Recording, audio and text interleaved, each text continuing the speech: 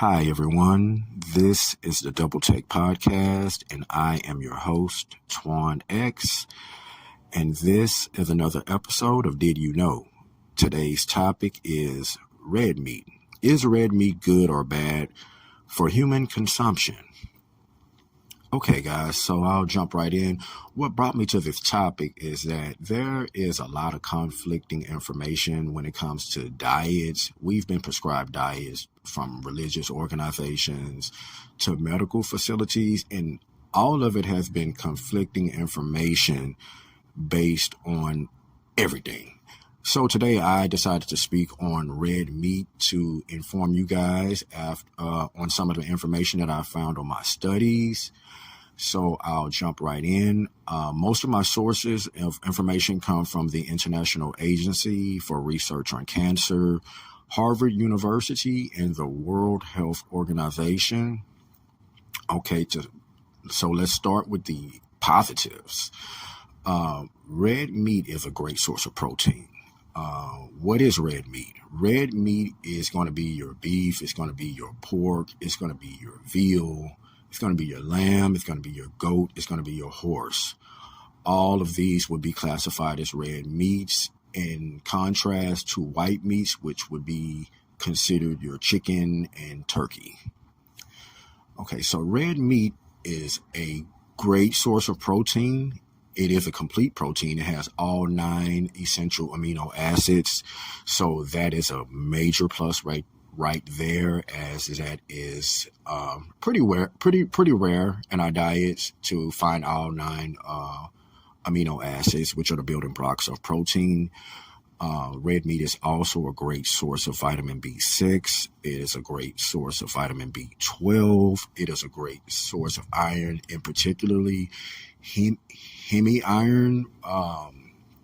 And it definitely is a good source of zinc and also selenium. So that is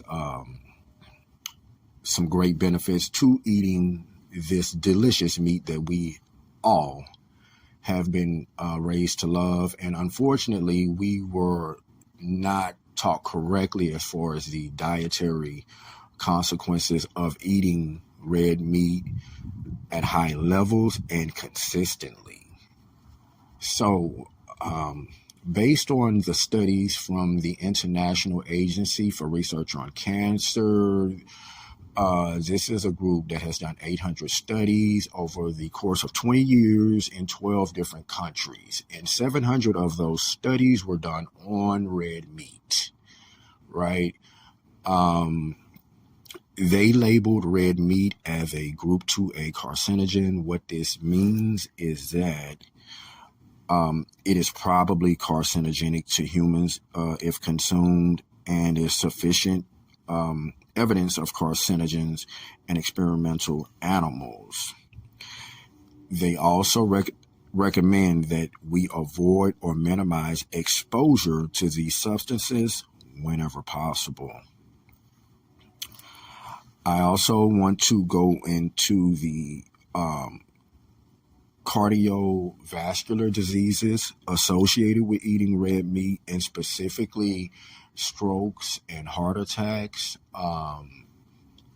They are significantly increased with the consistency and the level of amount of red meat that you consume.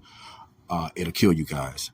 From what I found, and if you are of African ancestry in any type of way, you have over a 60% chance of risk of obtaining cardiovascular disease by consuming high amounts of red meat. So that's definitely something to take into consideration. There is another major correlation between red meat and cancers, and it's kind of a big deal, guys. Based on the Global Burden of Defense Project, they estimated that about 50,000 cancer deaths per year are due to diets high in red meat. Studies also suggest that the risk of colorectal cancer could increase by 17% for every 100-gram portion of red meat eaten daily. That is a crazy number, guys. It is also definitely been linked to type 2 diabetes. Each additional serving of red meat per day increases the risk of developing type 2 diabetes, guys. Cancer. Eating red meat increases the risk of certain types of cancer, and specifically colon and rectal cancer. And I also was looking at something that was saying that there are certain genetic markers in certain people's DNA. About 66% of people, based on the studies that I found, have these markers, and it increases your likelihood of getting different types of cancers from consuming red meat, and specifically because of the hemiiron. This, even though red meat is a great source of iron, when this iron is introduced into our bodies and mixes with our other irons, basically it increases the amount of iron that is absorbed, and it produces a cancer in us, guys. So that we're having a whole chemical reaction going on in most of our bodies, and we don't even know.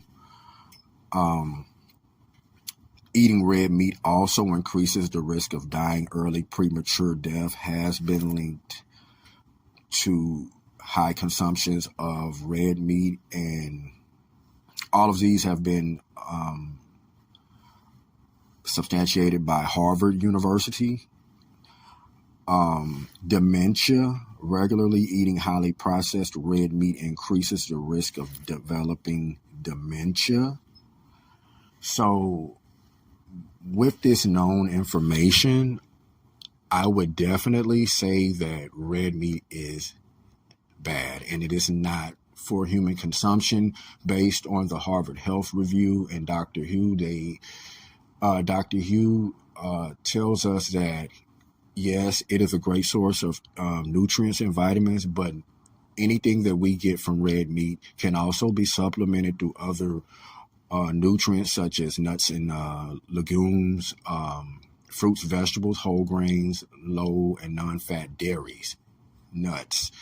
So we can actually completely eliminate this from our diet and still get the same essential nutrients that we were getting from it. If it is a must-have in your diet, Dr. Hugh recommends that you step away from making it a staple of your dish and more of a side dish. It should be considered a luxury, and definitely not something eaten daily, and nothing eating as a side dish. You would want to limit red meat to less than 3 servings per week.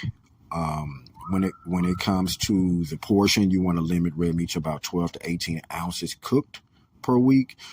And you want to eat about a 3-ounce portion, which is about the size of your palm. For healthier alternatives, you can also replace red meat with healthy plant-based proteins such as nuts, legumes, and vegetables, as I stated earlier. If you can also prepare them healthier, you can choose leaner cuts. You can use healthier cooking methods like baking, broiling, stewing, or roasting. Avoid frying, charring, or grilling. Definitely avoid cooking on an open flame, and also barbecue this least as possible. Based on my studies, barbecuing red meat, as it does release more cancers. The way to prepare red meat, if you must eat it, would be to slow cook it at a low temperature. And this should limit some of the cancers that are released when you're heating this meat up.